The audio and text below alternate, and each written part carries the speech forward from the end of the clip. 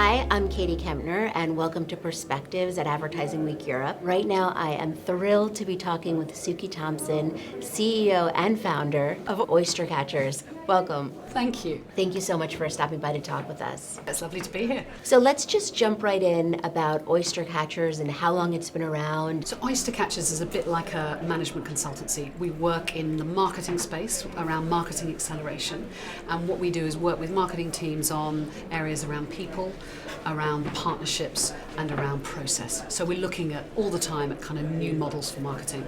Part of that's around helping clients and agencies find relationships together and making them work more effectively.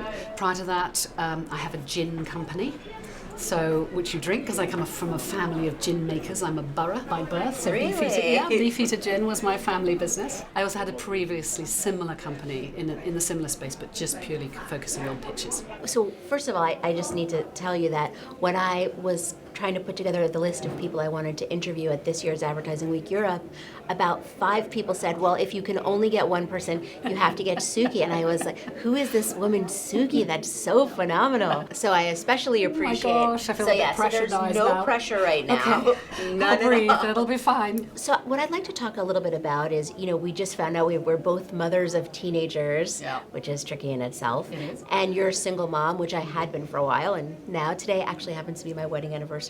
Oh, that's So, nice. yes, I Well think done. second time hopefully is the charm. Okay, So I'll aspire to that. yes. So just tell me a little bit, if you would, about how you sort of manage things with having 2 kids, huge career, and being single. Well, I was listening to some of the other interviews you've done, and with people who are amazing, and I would love to say I'm massively organised.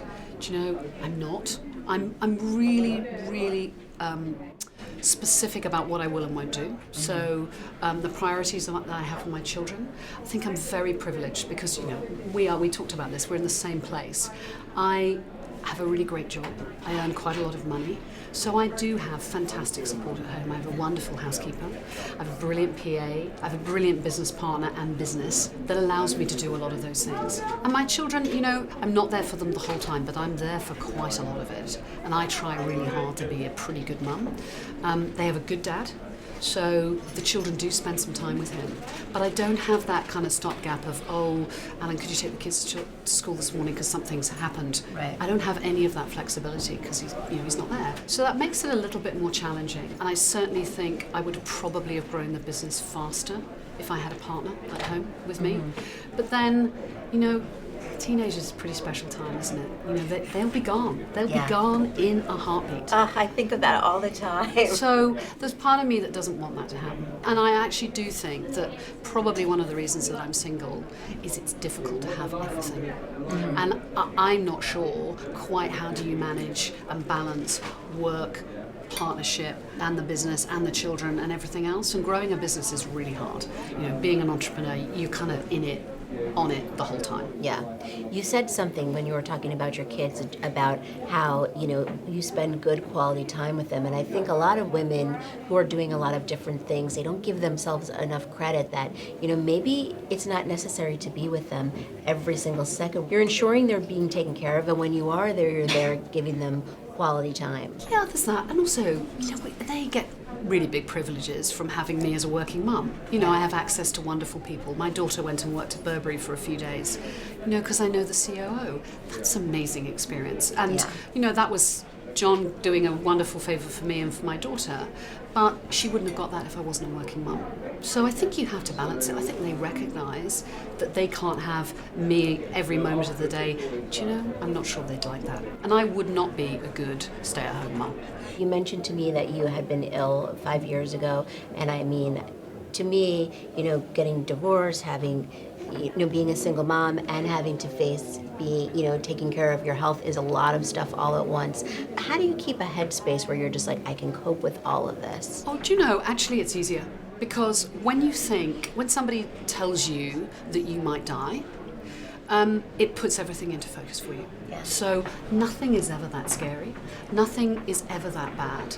And the reality is, I'm not going to die. I mean, I will do at some stage, but I'm fine. I don't have cancer anymore. I sit on the board of Macmillan Cancer Support, so I remind myself how I can help people. I'm part of that. But I'm not ill, and I don't have cancer, and my children are okay. And so I don't really worry about that. What I worry about is making sure that we have the best time possible at that moment in time. And sure, you know, you have tough days like you would do anyway. Right. But actually, I'm much, much, much less stressed by stuff that's just not important anymore. And, you know, if I can get things about 80% right, you came back to the beginning, I am sometimes things go terribly wrong. I wrote to the teacher of my son last night, because we've had a couple of weeks of it just being a nightmare, going, oh my God, thank God, we've got 3 more days till the end of term, and then it's going to be fine. And actually those 5 things that went wrong are now absolutely back on track. He's doing really well. And she wrote back going, yeah, that's cool. And similarly at work, you know, sometimes we have days when it all seems to be going pear-shaped. Yeah. But we get lots of days when it's fine. And I think, you know, to make the most of every day, it sounds terribly cliched, but I feel really privileged that I'm able to do that now. And I think it's great to hear, you know, somebody like you saying, look, you know, things are hard, they're not always perfect, you know, things go terribly wrong, because I think women really put a lot of extra guilt on themselves and a lot of extra pressure on themselves that men don't seem to, about getting everything right. Oh, completely. You know, so that, I was interviewing Justin King earlier on, and he said he works from 7 o'clock in the morning till 7 o'clock at night, and he expects all his senior management to be involved and there and ready at that time. And actually, that would be lovely. But for me to do that, I need to have my children taken care of completely, because it's not 7 till 7, is it? And I don't want to make that priority. So that's fine, the people that want to do it that way. Yeah. You know, for me to go to an early morning breakfast meeting, I'm really cool about doing it. I can make it happen, but consistently, it's too tough for me. It's not what I want to do. But then I'm really happy spending 3 evenings a week working until 11:30, 12 o'clock at night if I need to on client business, because that means that I can do the job that I want to do and not let down the others, and enjoy working and enjoy being a mum when I'm a mum. And as a business owner, because you have I'm sure there are a lot of women that work with you, are you open to them working in that same way? Absolutely. Do you know, we try and be open to everyone, not just women, but men. So one of my business partners, he lives in Essex, and we used to joke actually about him working on Friday, sitting on his tractor. But actually it was the wrong thing to do, because people genuinely thought that when he wasn't in the office, he wasn't working. Mm-hmm. So we almost had a kind of switch of that, which is I'm very adamant that, you know, if I don't happen to be in the office, or one of the female team is not in the office and they are working, they are working. And we should do the same thing for men as we do for women. And when we try and do that, you know, to the best of our capability.